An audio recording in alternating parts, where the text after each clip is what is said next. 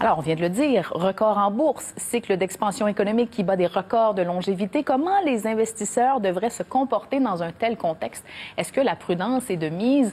Les éléments de réponse avec Karine Turcotte, qui est avec nous ce soir, gestionnaire de portefeuille chez Médicis. Merci d'être là, Madame Turcotte.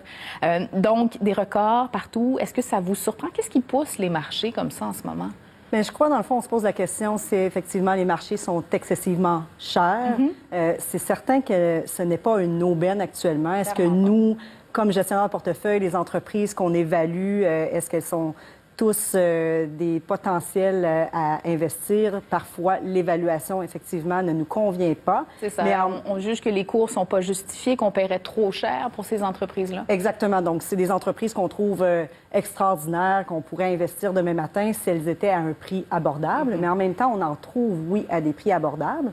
Et si on regarde sur le marché au niveau global et qu'on prend, par exemple, le ratio cours-bénéfice, et on regarde les actions américaines, on est environ à 17 fois. C'est-à-dire que pour payer $1 de profit, vous allez dépenser 17 dollars.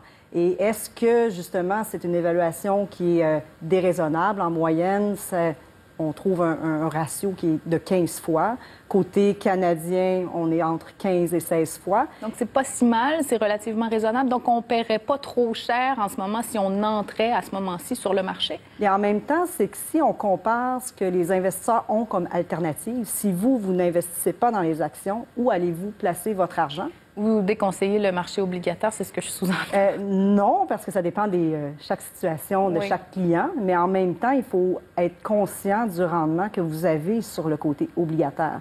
Donc, 1,5 un rendement à maturité d'une obligation du Canada, ça devient difficile peut-être d'atteindre des objectifs de rendement si on a un horizon à long terme. Donc, les obligations peuvent être nécessaires pour supporter des décaissements, pour, oui, tranquilliser les esprits lorsque ça peut bouger en bourse. Mais encore là, quand ça va bouger en bourse, est-ce que la fluctuation, la chute importante va arriver dans 6 mois, dans 1 an?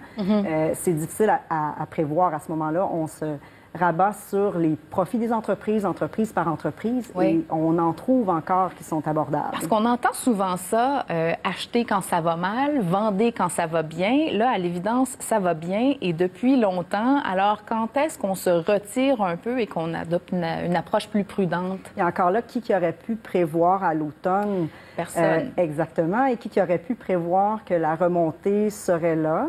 Il ne faut pas oublier aussi, au côté des États-Unis, les taux d'impôt au niveau fédéral sur les entreprises américaines ont diminué.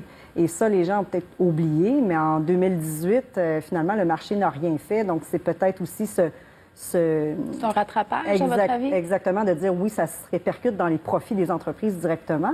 Donc, il faut penser aux taux d'intérêt qui sont extrêmement bas.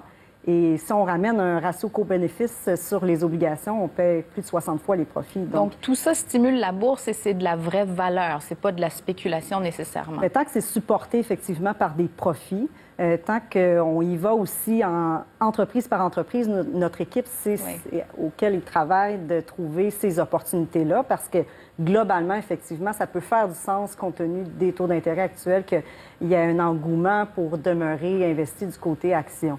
Bon, parce que quand on parle entreprise par entreprise, il y a eu, par exemple, plusieurs entrées en bourse assez fracassantes dans les derniers mois. Ça a été actif au printemps. On pense à des entreprises comme Beyond Meat. Ça revient souvent, mais l'entreprise, son titre a grimpé de 600 % depuis l'entrée en bourse. C'est probablement exagéré, là, en ce moment. C'est là que devient important de les évaluer une par une. Et quand c'est des émissions publiques comme ça, souvent, est-ce qu'on a bien habillé la mariée? Est-ce qu'on est en nuit de noces? Et que, oui, ça peut finir en belles histoires, mais il faut faire attention d'avoir quand même un justificatif qu'on peut estimer raisonnable. Et oui, vous l'avez dit, c'est une capitalisation boursière de 10,7 milliards. Et on parle de à peine 100 millions de revenus. Alors, on va payer 120 fois les revenus. C'est extrêmement cher. Alors que sur le marché, on dit le marché est cher, mais on paye 17 $ pour $1 de profit. Là, on parle de profit et de l'autre côté, il n'y a pas de profit encore. Donc, ça devient difficile à évaluer. Est-ce que Beyond Meat va, dans le futur, prendre la place et ne pas se faire aussi copier par des concurrents? Ouais, disons que les menaces, est-ce qu'on saura vraiment tenir les promesses? Ça, c'est vraiment loin d'être garanti. Mais dans ce contexte-là, on a l'impression qu'il y en a plusieurs des entreprises comme ça dont la valeur a explosé et qui pourtant ne font pas de profit. Est-ce que c'est le scénario d'une bulle qui se forme, ça, ou pas? Est-ce que ça vous inquiète en ce moment? Dans le fond, c'est souvent, je crois, dans les cas d'émissions publiques d'action, de faire attention, justement, que les émetteurs choisissent le moment d'entrée en bourse. Donc, ça serait préférable, la plupart du temps, d'attendre et de voir est-ce que l'entreprise, quand elle va connaître des difficultés temporaires, de lui laisser bâtir la feuille de route. Oui. C'est certain que ça peut être du cas par cas, mais c'est beaucoup à ce niveau-là qu'il faut faire attention au niveau du risque de payer trop cher. Bon, vous parlez de risque. Il y a beaucoup de volatilité en ce moment sur les marchés. Ça peut faire peur aux petits investisseurs ou même aux plus grands. Quel conseil vous leur donnez face à ça? Je pense que si je ramène à ce que vous disiez, est-ce que c'est un bon moment justement d'entrer puis qu'il peut avoir une chute de marché, c'est souvent du seul type de risque qu'on parle malheureusement, la volatilité. Oui. C'est-à-dire, je rentre, mais si votre horizon de placement est à long terme et sur 5, 10 ans, comme on ne peut pas prévoir la fluctuation, il faut s'assurer d'être investi. Parce que si vous êtes sur les lignes de côté, vous l'auriez été depuis aussi un bon moment. Oui. Et pendant ce temps-là, le rendement passe et vous ne l'avez pas. Donc, de garder un horizon de placement à long terme, et c'est ce qu'on parle beaucoup avec nos clients, au moins de comprendre la différence de rendement à long terme par rapport aux autres classes d'actifs, comme les obligations. Madame Turcotte, merci beaucoup pour vos explications. Merci.